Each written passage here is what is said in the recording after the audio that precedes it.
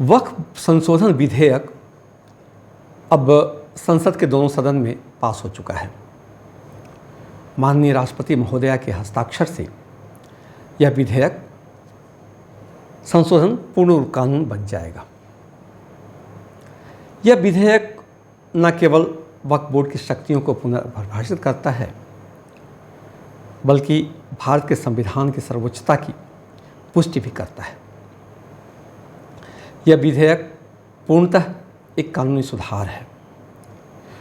पूर्व की कांग्रेस सरकार ने किसी राजनीतिक महत्वाकांक्षा से संविधान के समानता के अधिकार की अवहेलना कर जो कानून बनाया था और मुस्लिम वर्ग को असीमित अधिकार दे दिया था, उसमें संवैधानिक सुधार किया गया है।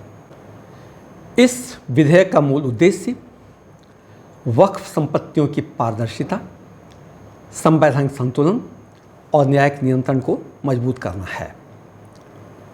इस विधेयक के माध्यम से वर्तमान केंद्रीय सरकार ने पुराने कानून में कुछ महत्वपूर्ण संशोधन किए। पहली और सबसे महत्वपूर्ण बात यह है कि वक्फ बोर्ड एक्ट के धारा 40 को हटा दिया गया। सेक्शन 40 वक्फ बोर्ड को किसी भी संपत्ति पर एक तरफा वक्फ घोषित करने का अधिकार देती है, चाहे वह मंदिर की ज़मीन हो, ट्रस्ट हो, मठ हो या निजी संपत्ति हो। अब इस दावे की न्यायिक जांच होगी और उसे उच्च न्यायालय में चुनौती जा सकेगी इस संशोधन के बाद नए कानून के तहत। यह संशोधन भारतीय संविधान में अनुच्छेद 226 के तहत उच्च न्यायालय की शक्तियों के अनुरूप है, जो नागरिकों को विधि के विरुद्ध किए गए किसी कार्य के विरुद्ध राहत देता है।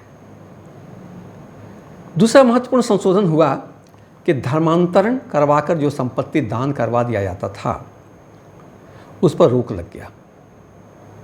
यदि कोई व्यक्ति हाल ही में इस्लाम कबूल करता है, इस्लाम धर्म को अपनाता है, तो वह वक्फ को संपत्ति दान नहीं कर पाएगा। यह संशोधन भारतीय संविधान का अनुच्छेद 25 आर्टिकल 25, जहाँ की धार्मिक स्वतंत्रता की बात कही गई है, तो आर्टिकल 25 के साथ संतुलन बनाते हुए अनुच्छेद 14 समानता का अधिकार की रक्षा करता है, जिससे सांप्रदायिक या धार्मिक दबाव में संपत्ति हस्तांतरण पर रोक लग सके। तीसरा महत्वपूर्ण संशोधन हुआ कि वक्फ अल औलाद में महिलाओं को भी उत्तराधिकार बनाया गया। बहुत ही महत्वपूर्ण बात हुई। यह संशोधन भारतीय संविधान के अनुच्छेद 15(1) और 15(3) के तहत लैंगिक समानता और महिलाओं के विशेष संरक्षण को बढ़ावा देता है। चौथा महत्वपूर्ण संशोधन हुआ कि वक्फ बोर्ड में विविध प्रतिनिधित्व होगा। 2 गैर मुस्लिम सदस्य होंगे और 2 मुस्लिम महिलाओं की भी नियुक्ति की जाएगी। यह संशोधन भारतीय संविधान के अनुच्छेद 14 और 16 के तहत सार्वजनिक निकायों में समान अवसर की दिशा में कदम है। अब राजनीतिक विचारधारा और प्रक्रिया की बात करें तो माननीय किरण रिजिजू ने विधेयक को संवैधानिक आधार पर स्पष्ट किया।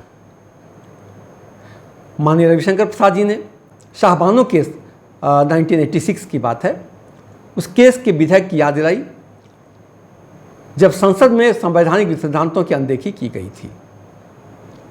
वहीं श्री अखिलेश यादव का भाषण विषय से पूर्णतः भटकता हुआ प्रतीत हुआ।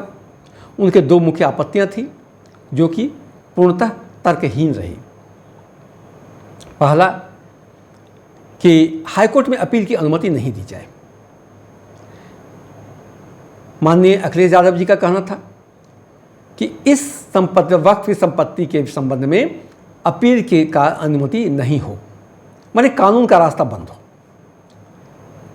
यह आपत्ति संविधान विरोधी प्रतीत होता है, क्योंकि अनुच्छेद 226 और 27 आर्टिकल 226 और 27 ऑफ कॉन्स्टिट्यूशन, इसके तहत उच्च न्यायालय को व्यापक अधिकार प्राप्त है।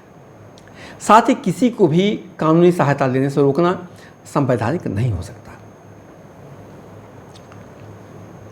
उनका कहना था, दूसरी बात उन्होंने कहा कि मुसलमानों का बांटने का काम कर रही है सरकार, यानी मुसलमानों का बांटने का आरोप उन्होंने लगाया। उन्होंने यहाँ तक कह दिया कि अगर मुसलमानों को बांटोगे तो हम जातियों में हिंदुओं को बांटेंगे। उनका यह वक्तव्य पूर्णतः असंवैधानिक और सामाजिक रूप से खतरनाक है। स्पष्ट है कि अखिलेश यादव जी भले ही संविधान बचाने के लिए संविधान की प्रति लेकर घूमने वाले गुट में शामिल हैं, पर उनकी स्वार्थपरक और गंदी राजनीति स्वीकार नहीं है। मेरा तो मानना है कि समाज को तोड़ने के लिए भड़काना एक प्रकार का आपराधिक कृत्य है। वे समाज में अशांति फैलाकर अपनी राजनीति करना चाहते हैं।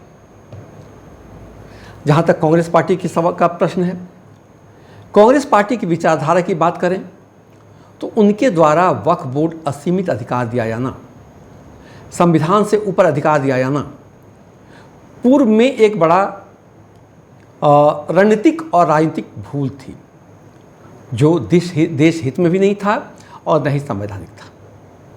यह विधेयक उसी कांग्रेस द्वारा बनाए गए मूल कानून का संशोधन है, जिसकी नींव 1940 में पड़ी थी। 2013 में कांग्रेस सरकार ने धारा 40 को इतना शक्तिशाली बना दिया कि वक्फ बोर्ड लगाकर लगभग संविधान से भी ऊपर बन गया, सर्वोपरि बन गया। 2014 में चुनाव से ठीक पहले दिल्ली में 123 प्रमुख संपत्तियां वक्फ को ट्रांसफ़र कर दी गई। सरकार ने कर दी, भारत सरकार ने कर दी। उसमें सरकार किसकी थी? सरकार कांग्रेस की थी और माननीय मनमोहन सिंह जी प्रधानमंत्री थे। ये बात अलग है कि यह निर्णय बाद में न्यायालय द्वारा रद्द कर दिया गया, लेकिन कांग्रेस की गलत मंशा तो उजागर होती ही है। वहीं राहुल गांधी जी की अनुपस्थिति पूरे सदन में, वो अनुपस्थित रहे, एक बड़े मुद्दे पर विपक्ष की गंभीरता का सवाल उठाते हैं। विपक्ष की विफल रणनीति और एनडीए की एकजुटता दिखी। विपक्ष को उम्मीद थी कि यह मुद्दा सीएए की तरह जन आंदोलन में बदलेगा, पर वैसा कुछ नहीं हुआ। जेडीयू और टीडीपी जैसे सहयोगियों ने कोई आपत्ति नहीं जताई।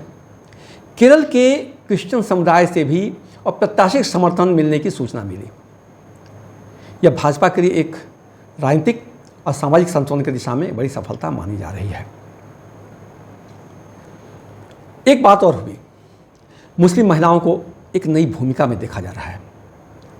पहली बार है जब मुस्लिम महिलाएं विधेयक के समर्थन में मुखर हुई हैं। यह सामाजिक सांस्कृतिक विमर्श की एक नई धारा का संकेत है, जहाँ सुधार की मांग भीतर से उठ रही है। यानी कुछ कट्टरपंथी विरोध कर रहे हैं और कुछ लोग ऐसे भी हैं, एक ऐसा भी ग्रुप है, एक ऐसे भी लोग हैं जो कि इस बिल का समर्थन कर रहे हैं, मुस्लिम समाज में भी। स्पष्टतः यह विधेयक कुछ संदेश देता है। भारत का शासन संविधान से चलेगा, न कि किसी धार्मिक कानून से। अनुच्छेद 13 आर्टिकल 13 ऑफ इंडियन कॉन्स्टिट्यूशन राज्य किसी भी धर्म विशेष के विरुद्ध कानून नहीं बना सकता, लेकिन संविधान विरुद्ध कोई कानून अमान्य होगा। इसके बावजूद भी अगर धार्मिक आधार पर वक्फ बोर्ड में कोई इतना पावर दिया गया था, इतना अधिकार दिया गया था, तो यह संवैधानिक रूप से पूर्णतः गलत था, जिसमें सुधार हुआ। वक्फ बोर्ड की शक्ति सीमित कर न्यायिक समीक्षा लागू करना संविधान के मूल ढांचे के अनुरूप है। असीमित शक्ति, संविधान से ऊपर शक्ति किसी के लिए भी नहीं हो सकता है। और तीसरी बात, अगर राजनीतिक धरातल पर देखें, यह विधेयक सत्ता पक्ष के राजनीतिक मजबूती और विपक्ष की बिखरती स्थिति को दर्शाता है। चर्चा को आगे बढ़ाने के लिए इस चैनल को सब्सक्राइब करें, इस वीडियो को शेयर करें और कमेंट करके अपने विचार अवश्य दें। धन्यवाद।